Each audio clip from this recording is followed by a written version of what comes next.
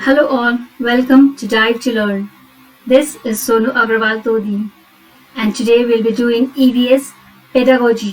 ठीक है, इससे पहले हम लोग कर रहे थे EVS का कंटेंट पोर्शन. अब आज से हम लोग pedagogy स्टार्ट करेंगे. पार्ट 1 है इसका. So before we start, don't forget to like, share and subscribe Dive to Learn. So let us start. First of all, we'll be understanding why environmental study is necessary. Pedagogy में environmental study बहुत necessary होता है. ठीक है, we have to study this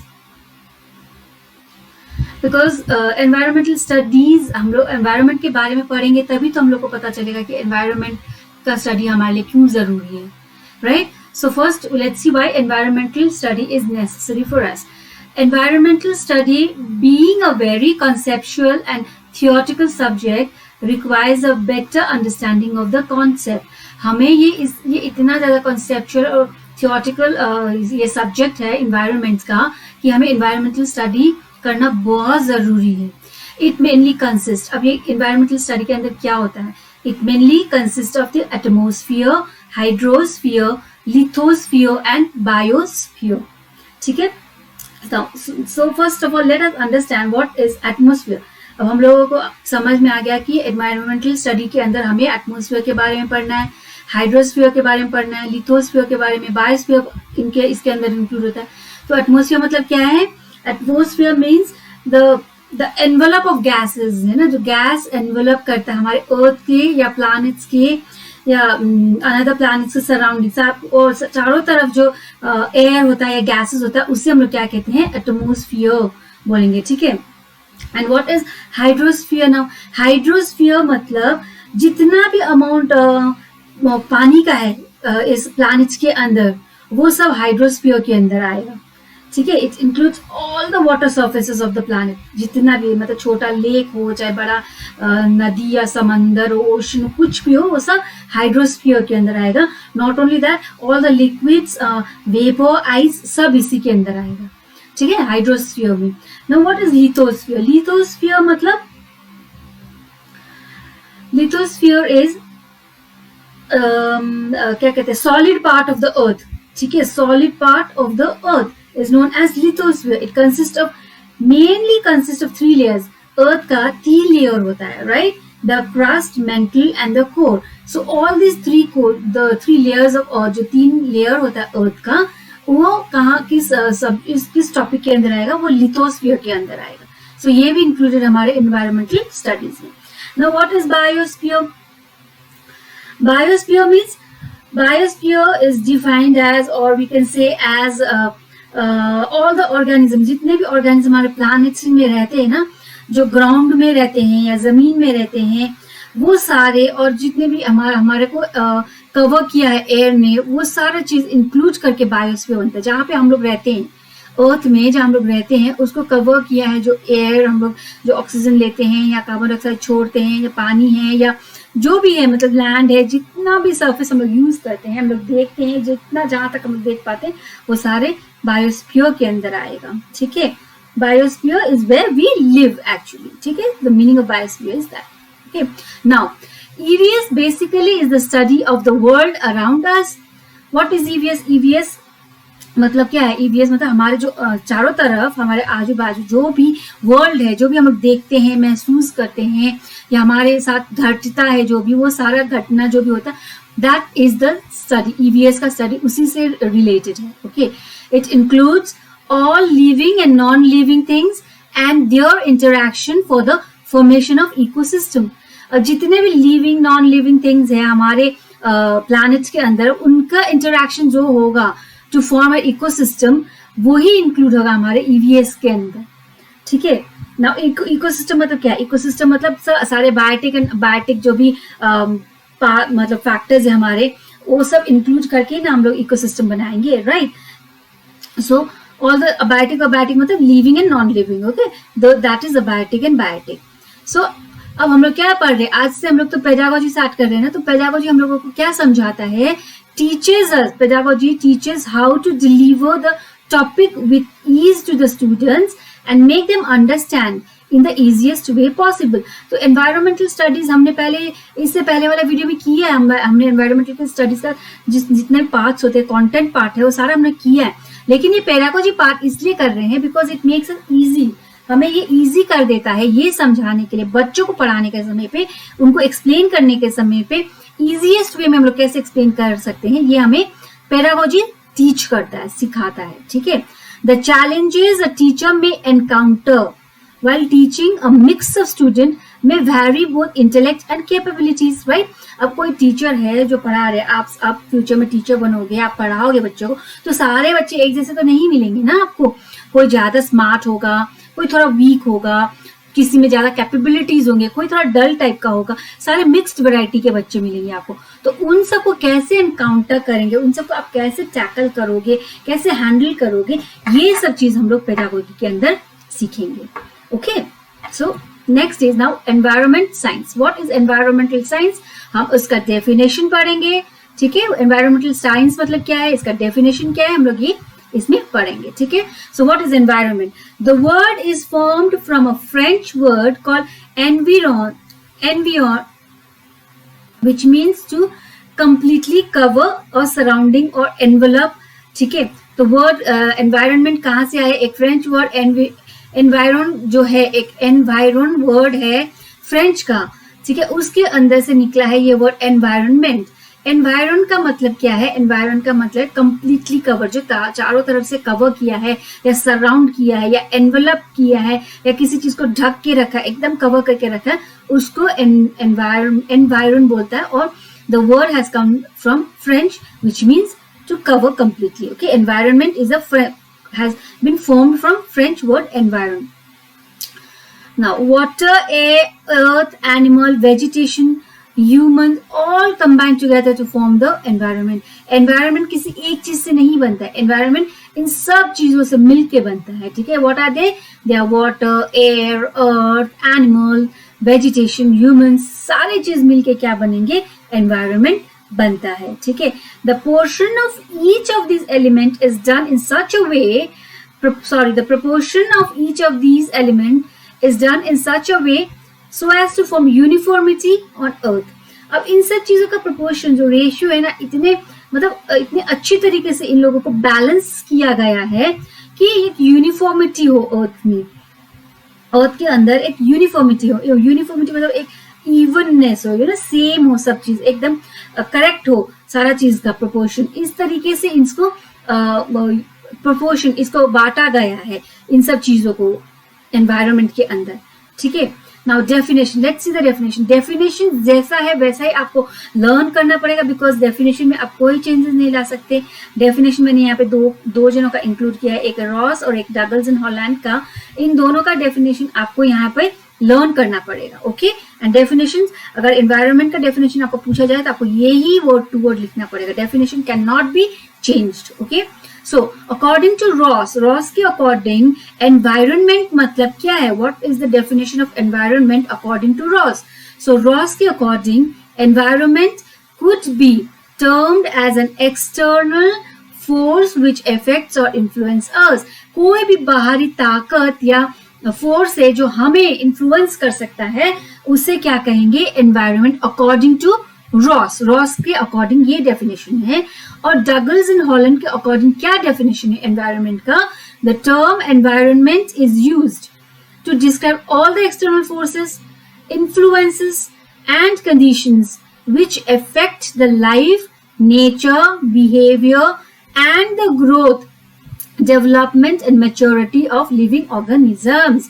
तो Douglas और Holland के according environment का डेफिनेशन क्या होता है कि the term environment is used to describe, सारे एक्सटर्नल फोर्सेस को तो डिस्क्राइब कर रहा है, और जो इन्फ्लुएंस हमारे ऊपर कर रहा है या कंडीशंस हमारे ऊपर ये क्रिएट कर रहा है, विच इफेक्ट्स द लाइफ, हमारे लाइफ को इफेक्ट कर रहा है, हमारे नेचर को, हमारे बिहेवियर को इफेक्ट कर रहा है, हमारे ग्रोथ को, हमारे लाइफस्टाइल को इफेक्ट कर रहा है, डेवलपमेंट को, मैच्योरिटी को इफेक्ट कर रहा है, किसी भी लिविंग ऑर्गेनिज्म को इफेक्ट करता है, तो उसका डेफिनेशन एनवायरनमेंट ही है डगल्स एंड हॉलैंड के अनुसार। ठीक है, नाउ काइंड ऑफ एनवायरनमेंट, कितने प्रकार के एनवायरनमेंट है, क्या है एनवायरनमेंट हमने देख लिया है ना। अब एनवायरनमेंट कितने प्रकार के होते हैं, तो एनवायरमेंट आर ऑफ 3 टाइप्स, ठीक है, environment are of 3 types. What are they? First one is natural और फिजिकल.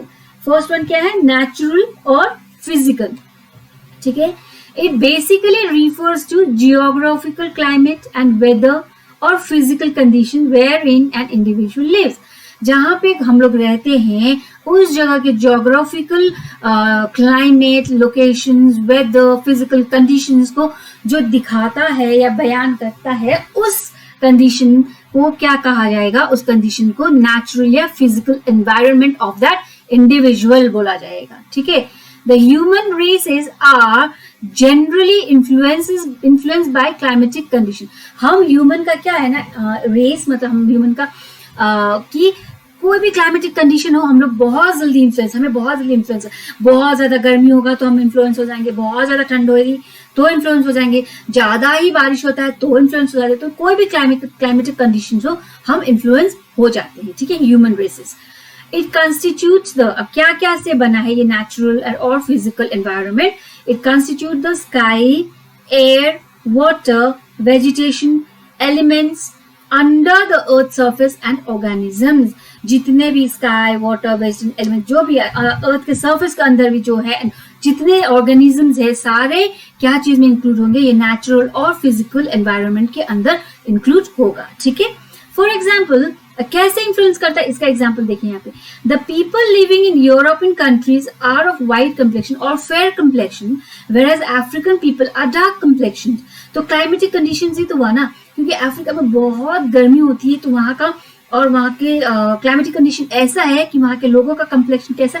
एकदम डार्क है, बहुत मेलेनिन है उनके स्किन में, right. And white European countries में सब लोग एकदम गोरे होते हैं ना, इन लोगों को गोरा लोग भी बोला जाता है, राइट. क्यों? वो लोग इतने ज्यादा फेयर होते हैं, है ना. तो this is all the influence of climate, ठीक है. The physical environment also affects an individuals physics. अब इंडिविजुअल का एक फिजिक को भी फिजिकल एनवायरनमेंट बहुत इफेक्ट करता है. जैसे आप देखो चाइना है या जापान है, वहां के लोगों का हाइट ठीक मीडियम हाइट रहता है, ठीक है. They are very short heighted people, right.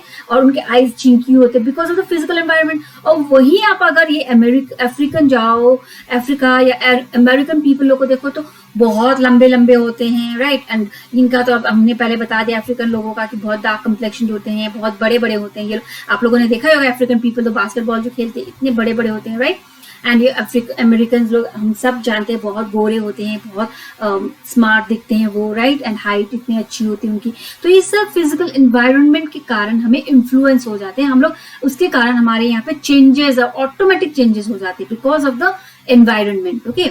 Now, the working efficiency of a human also depends on climatic condition. अब working efficiency क्या है? Working efficiency मतलब हमारे काम करने की क्षमता, हमारे काम करने की ताकत भी climatic conditions के आधार पर होता है. कैसे? कुछ ज्यादा ही ठंड है, विंटर का सीजन है, आप काम कर पाओगे आराम से?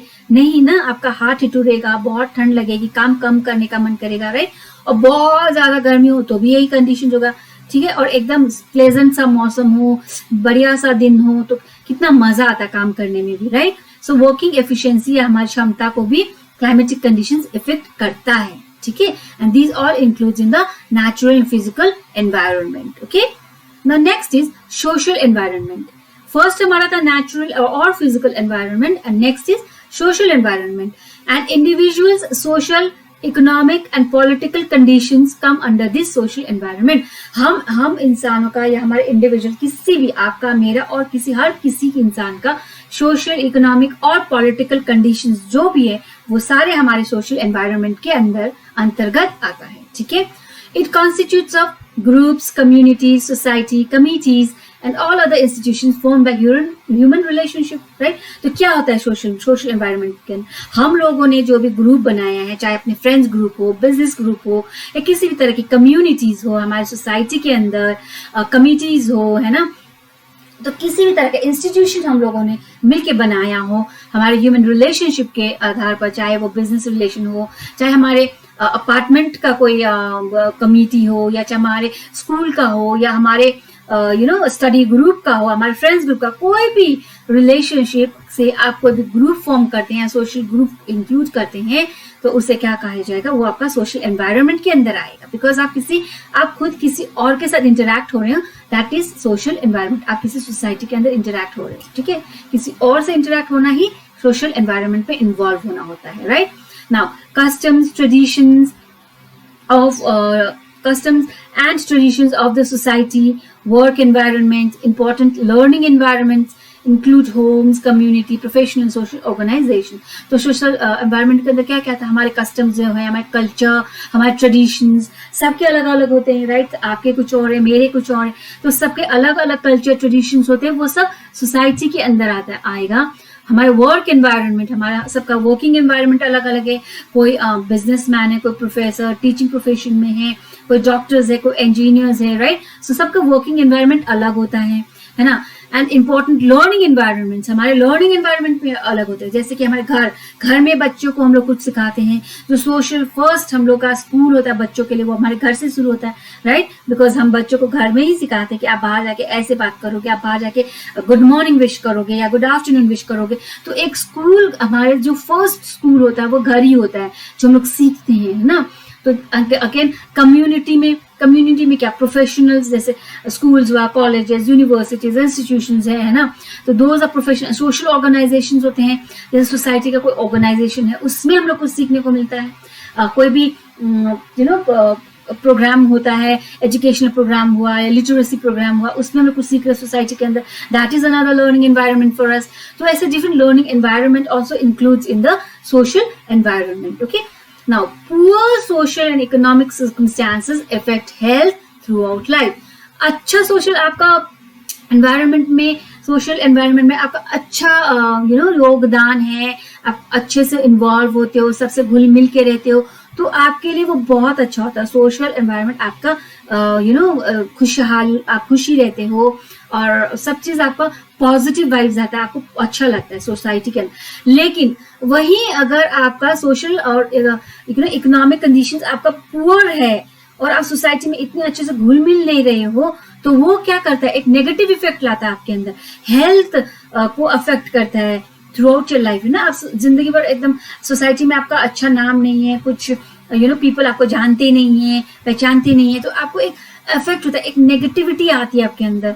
There is chances of poor mental health and premature tension की वजह से, है ना, mental health, poor mental health होगा, डिट्रॉइट होता है, आपका हेल्थ खराब होता है, या फिर कभी कभी तो प्रीमेच्योर डेथ भी हो जाता है because of depression, right, tension, इस वजह से प्रीमेच्योर डेथ भी हो जाता है। So it is important to have a good social environment में, आपका सोशल एनवायरनमेंट में आपका आना जाना बहुत अच्छा रखना जरूरी होता है, सोशल एनवायरनमेंट सबके लिए, okay. Now another one is lack of supportive friendship are damaging in whatever area of life they are।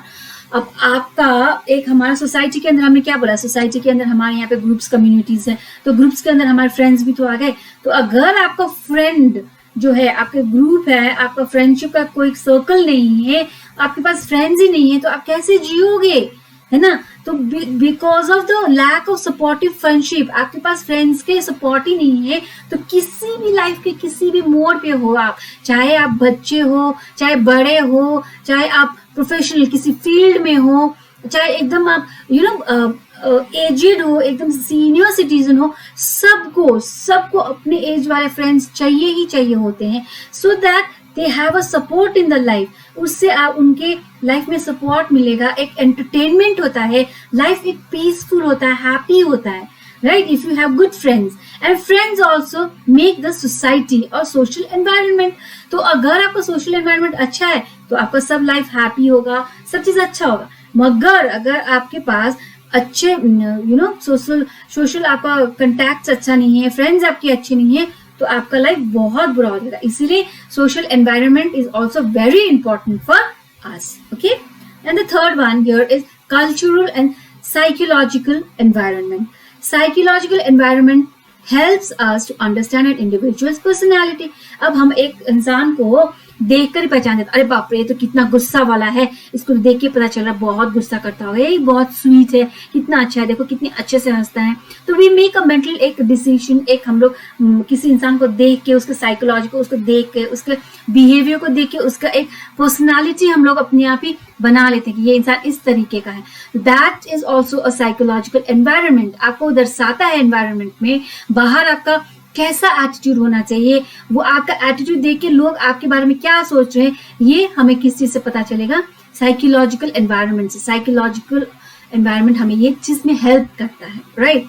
And cultural environment मतलब क्या है, psychological cultural are same. Cultural मतलब हमारा कल्चर, हमारा एथिक्स, हमारा ट्रेडिशंस, हमारा कस्टम्स क्या है, मोरल्स क्या है ना, legal and behaviour epitomes of society come under this category. किसी भी सोसाइटी का बिलोंग करो, हर एक सोसाइटी का अपना मोरल, अपना लीगल बिहेवियर, एक कस्टम, एक कल्चर होता है, तो उसको हमें फॉलो करना बहुत जरूरी होता है। ये एक बहुत जरूरी एपिटोम है एक हमारे सोसाइटी का, कि ये इस रूल्स को हमें फॉलो करना ही करना है। So those all this thing come in the cultural and psychological environment, ठीक है। सो हमारे पास एनवायरनमेंट 3 तरह के हैं। एक first one was our natural और physical, second was our social, and third one is our cultural and psychological environment, okay.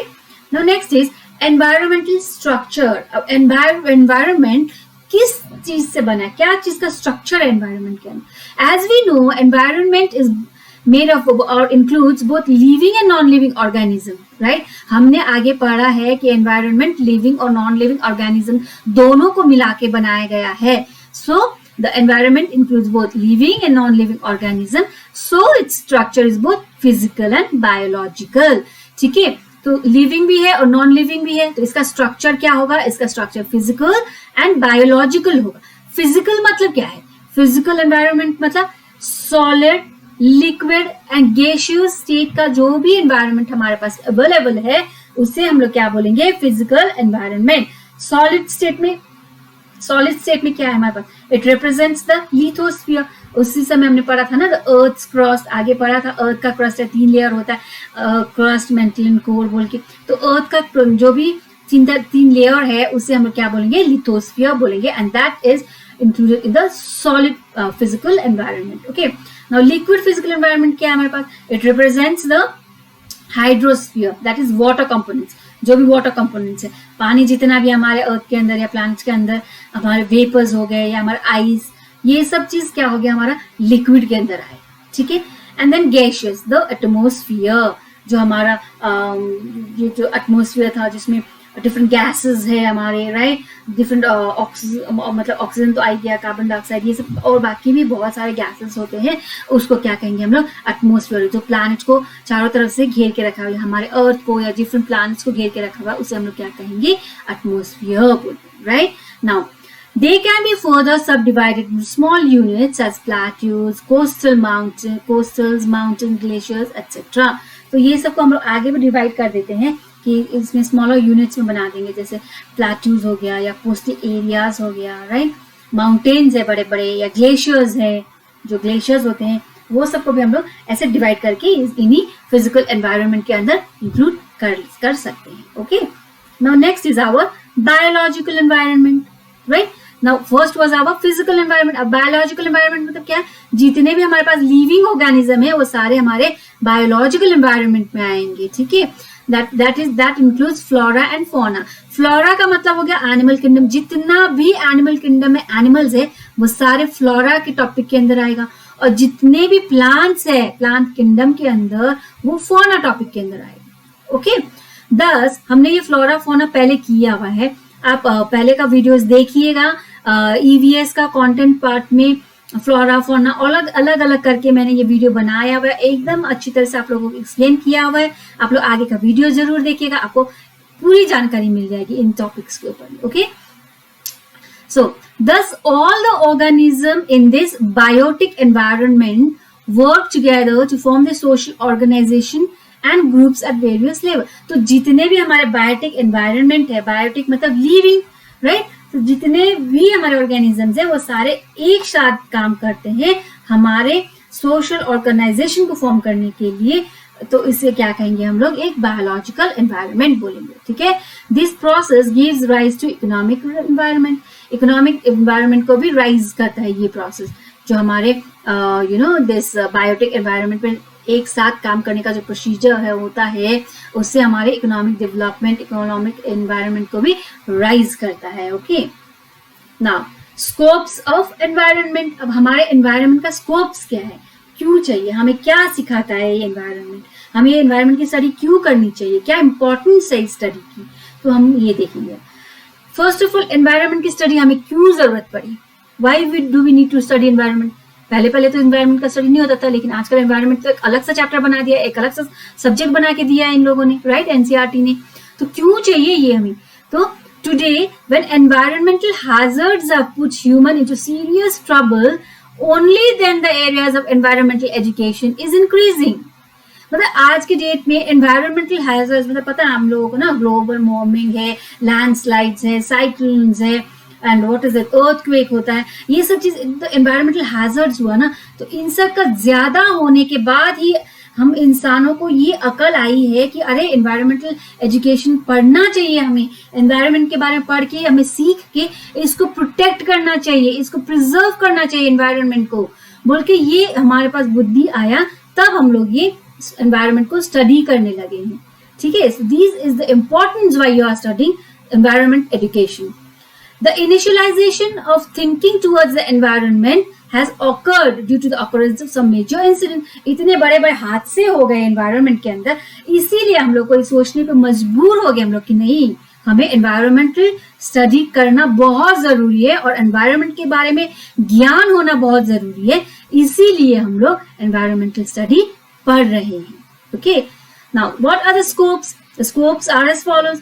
The study creates awareness among the people to know about various renewable and non-renewable resources of the region। अब हमें एक तो हमें क्या पता चलता है, अब एक तो हमें ये एनवायरनमेंट के बारे में पढ़ रहे हैं, तो हमें क्या चीज के बारे में पता चल रहा है, हमें renewable and non renewable resources के बारे में पता चल रहा है। रीन्यूएबल सोर्सेज मतलब जो कभी खत्म नहीं होता, एंड नॉन रीन्यूएबल मतलब जो खत्म हो सकता है, जो हमारे नेचर हमें प्रोवाइड करती है, मगर वो जैसे रिन्यूएबल है जो बार बार हमें देती रहती है, मगर नॉन रिन्यूएबल खत्म होते रहता है, और ये नेचर में मिलता है लेकिन खत्म हो सकता है। और रिन्यूएबल का एग्जांपल हम लोग ले सकते हैं, जैसे हवा है, पानी है ना, दीज आर सोलर, लाइट, मतलब क्या कहते हैं, सोलर एनर्जी है, ये सब आगे हमारे renewable resources. And non renewable resources में क्या हुआ, जो हम लोग यूज करेंगे, हमें नेचर से मिल रहा है मगर ये खत्म हो सकता है, होगा, जैसे कोल है, नेचुरल गैस है, ये सब आ गया आपका। ऑयल होता है, जो ऑयल है, ये सब क्या हुआ आपका नॉन रिन्यूएबल, ये हमें नेचर से मिलेगा मगर ये खत्म हो सकता है। तो इसके बारे में भी जानकारी होना बहुत जरूरी है। हमें अगर जानकारी नहीं होगी तो हम लोग कैसे आगे इसको यूज करते रहेंगे, नॉन रिन्यूएबल को बहुत ज्यादा यूज करेंगे, वेस्ट करेंगे तो खत्म हो जाएगा, तो हमें पता ही नहीं होगा कि खत्म होने वाला है, हमने स्टडी की ही नहीं है, तो हम तो इसका वेस्ट करेंगे ना। तो अगर हम लोग इसके बारे में पढ़ रहे हैं, हम लोग जानकारी ले रहे हैं, तो हम लोग इसका उपयोग सही मात्रा में करेंगे, सही तरीके से करेंगे, है ना। तो इसीलिए the study of environment is very necessary. Okay, it also provides the information about the richness of biodiversity and the dangers to the species of plants, animals, microorganisms in the environment। अब हमें ये पता चलता है, इससे ये study से हमें क्या इंपॉर्टेंस मिलता है, क्या इंफॉर्मेशन मिलता है कि कौन सी चीज का रिचनेस है, कौन सी चीज अबंडेंस में हमारे पास, राइट। बायोडाइवर्सिटी में हमारे जो डाइवर्स हमारे जो प्लानेट है, उसके अंदर हमारे पास सबसे ज्यादा रिच हम किस चीज में है, हमें बहुत सारी चीज क्या है हमारे पास, और कौन सी ऐसी स्पीसीज है जो हमारे खत्म होने के कगार पर आ गया है, कौन सा एनिमल ऐसा है या कौन सा माइक्रो ऑर्गेनिज्म ऐसा है जो हमारे लुप्त होने की कगार पे आ गए हैं। ये सब चीज का भी हमें जानकारी कौन देता है, एनवायरनमेंट की स्टडी ही हमें ये सब जानकारी देती है। Okay, it studies about varieties of flora and fauna and their protection, prevention and protection of natural resources and their problems. तो हमने पहले बोला फ्लोरा एंड फौना मतलब एनिमल एंड प्लांट किंगडम, तो इसके बारे में हमें इतनी ज्यादा जानकारी देती है, हम इसे कैसे प्रोटेक्ट कर सकते हैं, कैसे प्रिजर्व कर सकते हैं, नेचुरल रिसोर्सेज को प्रोटेक्ट कैसे कर सकते हैं, और इसमें क्या प्रॉब्लम्स आ रहा है, कैसे हम इन प्रॉब्लम से बाहर निकल सकते हैं, कैसे इन प्रॉब्लम्स को सॉर्ट आउट कर सकते हैं, ये सब चीज का जानकारी आपको एनवायरमेंटल स्टडीज देती है। इसीलिए एनवायरमेंटल स्टडी करना बहुत जरूरी है, एनवायरमेंटल साइंस पढ़ना बहुत जरूरी है। Okay, again now another is it includes water, soil, forest, mineral, electricity and transportation, not only flora, fauna या एनिमल्स, प्लांट, माइक्रो ऑर्गेनिज्म, खाली इसके बारे में नहीं, रिन्यूएबल या नॉन रिन्यूएबल के बारे में खाली नहीं बताता है एनवायरमेंटल साइंस। इसमें पानी के बारे में, आपका सॉइल कैसा है, फर्टाइल है नहीं फर्टाइल है, फॉरेस्ट कैसा है, फॉरेस्ट डिफॉरेस्ट हो रहा है या फॉरेस्टेशन चाहिए उसको, मिनरल्स कैसे कैसे कहाँ कौन से उपलब्ध हैं, है ना, इलेक्ट्रिसिटी एंड ट्रांसपोर्टेशन, इन सब के बारे में भी आपको एनवायरमेंटल साइंस ज्ञान देता है। इसीलिए इसका स्टडी करना हमें बहुत जरूरी होता है। Okay, next is the study help us to understand the causes and consequences due to the natural disaster. कोई भी नेचुरल डिजास्टर होता है, जैसे कि फ्लड है, अर्थक्वेक, लैंडस्लाइड, साइक्लोन्स है, तो कोई भी ये नेचुरल डिजास्टर्स होता है, उसका कॉज क्या है एंड उसके कॉन्सिक्वेंसेज, उसके रिजल्ट्स क्या होंगे, इसके बारे में भी हमें यही एनवायरमेंटल साइंस ही हमें हेल्प करती है अंडरस्टैंड करने में। ठीक है, and pollution and measures to minimise the effects. क्या क्या पोल्यूशन होते हैं, एयर पोल्यूशन, नॉइज पोल्यूशन, है ना, तो कितने सारे पोल्यूशन है, वाटर पोल्यूशन है, दुनिया भर के पोल्यूशन होते हैं, तो उन पोल्यूशन को हम कैसे कंट्रोल कर सकते हैं, कैसे उसको मिनिमाइज कम कर सकते हैं, इन सब का ज्ञान भी हमें इसी एनवायरमेंटल साइंस के थ्रू से मिलेगा, है ना। And the effects of radio active pollution, noise pollution, soil, water and social pollution, इन सब का इफेक्ट क्या होगा हमारी लाइफ पे, इसका इंफॉर्मेशन भी हमें एनवायरमेंटल साइंस ही देता है। ठीक है, and what is the relationship between human and environment, human एक इंसान और उसके एनवायरमेंट का रिलेशनशिप क्या है, ये भी बखूबी आपको एनवायरमेंटल साइंस ही आपको बता सकती है। Okay, social issues are related to the environment, हमारे हर सोशल इशू एनवायरमेंट से ही रिलेटेड होते हैं, है ना, आगे हमने डिस्कस किया था सोशल एनवायरमेंट में। Policies and laws are related to environmental issue, कोई भी एनवायरमेंटल इशू हो उसके पॉलिसीज एंड लॉज बनते हैं, है ना, so that we can protect them, उसको प्रिजर्व कर सके किसी भी एनवायरमेंटल इश्यूज को, तो उसके लिए हमारा पॉलिसीज एंड लॉज बनाया जाता है ना। And now comes this environmental preservation, protection and improvement. Environment को आप कैसे प्रिजर्व करोगे, कैसे प्रोटेक्ट करोगे और उसे कैसे इम्प्रूवाइज करोगे, कैसे इम्प्रूव करोगे, ये सब चीजों के बारे में भी आपको एनवायरमेंटल साइंस पढ़ने की आवश्यकता होती है, और आप ये पढ़ रहे हो इसीलिए आप बच्चों को कल पेडागोगी में आराम से समझा सकोगे कि एनवायरमेंटल साइंस जो EVS है बच्चों के लिए जरूरी क्यों है। आप खुद समझोगे तभी ना सामने आप बच्चों को पढ़ा पाओगे, है ना। So it is important to protect our environment by utilizing the available resources and building a sustainable future for our coming generation. तो हमें ये समझना बहुत जरूरी है कि environment को हमें protect करना पड़ेगा, है ना, हमें environment का देखभाल करना पड़ेगा, and जो भी available resources है हमारे पास उसको सही तरीके से यूटिलाइज करना पड़ेगा, और हमारे जो आने वाले जनरेशंस है उनके लिए एक सस्टेनेबल फ्यूचर, एक कंटिन्यूअस फ्यूचर, जो एक हमेशा के लिए रहने वाला एक सुंदर सा वातावरण हमें बनाकर देना पड़ेगा। इस सब चीज का इम्पोर्टेंस, ये सब चीज सीखने के लिए, ये सब चीज समझने के लिए हमें एनवायरनमेंट साइंस की स्टडी बहुत ज्यादा जरूरी है। That is why we are studying AVS। Okay, इसीलिए एनवायरमेंटल साइंस स्टडीज बहुत जरूरी है। ठीक है, so this much for today. Don't forget to like, share and subscribe Dive to Learn. Thank you.